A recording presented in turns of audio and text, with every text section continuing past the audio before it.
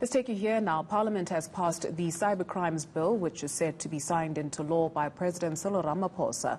Some of the main objectives of the bill will be to criminalise the distribution of data messages which are harmful. The bill also imposes obligations on electronic communication service providers as well as financial institutions to assist in the investigations of cyber crimes. We're joined by World Wide Worx CEO Arthur Goldstuck. Arthur, always a pleasure chatting to you this afternoon. So the bill has undergone a number of changes. Let's talk about the recent ones and what it is they look at.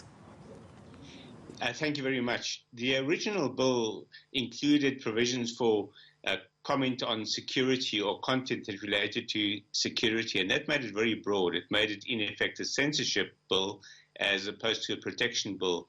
Those provisions were removed, but probably the most fascinating change was to make it a non-binary bill. In other words, when referring to people, it referred to them in non-binary terms, meaning that it was no longer male or female. So the protection of people in terms of having intimate images sent via electronic means now extends not just to females, but to females, intersex and transgender people.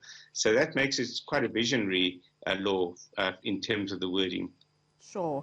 Let's take a look at some of the points on that bill, right? So one of the key sections looks at malicious communications. And when we focus on damage to property or violence, it says any persons who discloses by means of an electronic communication services a data message to a person, group, or persons or the general public with the intention to incite damage to property belonging to other people and so on, it goes. How do you prove intention? Someone will say, well, I unintentionally sent the message. I thought we could just share it on the group.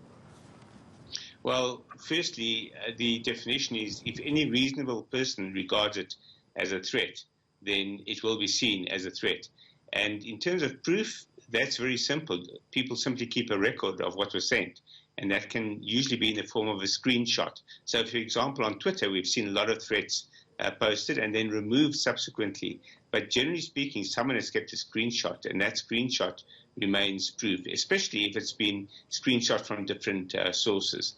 But in particular, if it's a personal message and it's via WhatsApp or email, then you actually have the evidence on your device on which you received it. And that then becomes part of the case against the person that sent the message. So it also looks at sharing of an intimate image. So if you share a picture of me, please help me with my understanding on this one, to somebody else or to a group without my consent, that could be seen as a crime? Exactly. That is defined as malicious content. That's been a big issue with the internet for many years and around the world. And in fact, it's caused massive psychological damage. You've had people commit suicide, especially school kids, because an intimate picture has been distributed widely. That now becomes a crime. And it couldn't have happened any sooner with more and more people in South Africa in particular becoming internet connected. We now have something like 60% of the population accessing the internet. So that means far more people are vulnerable, but also far more people are looking at ways of perhaps getting revenge on someone or simply targeting someone with this kind of messaging. So this could be a real image or a simulated image for that matter? Correct. So it could be an actual photo or it could be something that's been photoshopped. It doesn't matter if it's not real. It still represents a malicious image. Or even if it's a cartoon representing somebody in private life, but that is designed to be hurtful and offensive. But in particular is if it's an adapted photo that isn't of that person, and let's say their face has been photoshopped onto the picture that's of an intimate nature, that now becomes a crime.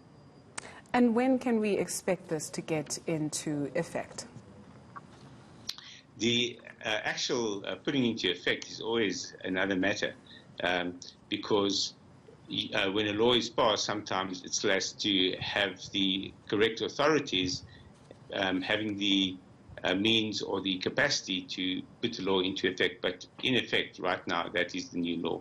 What is it that is the major takeaway for people on WhatsApp platforms or any message sharing platforms? Because somebody could say, well, I was nearly forwarding what was forwarded to me, so I don't think that's a crime.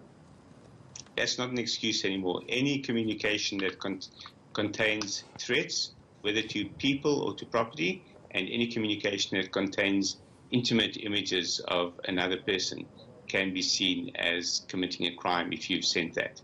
So, Arthur, if I do find myself in the situation where I'm unhappy, somebody shared something or has caused malicious damage to my property or my personal self or person, so what is it that one can do, and how long will the process take?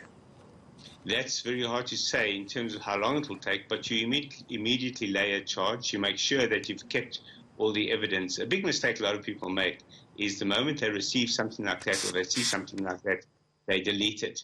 And we've actually, for example, told our kids that if they experience cyberbullying over the years, ever since the days of BlackBerry Messenger, we've told them, keep it, don't delete it, because that evidence becomes a critical part of addressing the issue. And the same applies to laying a charge.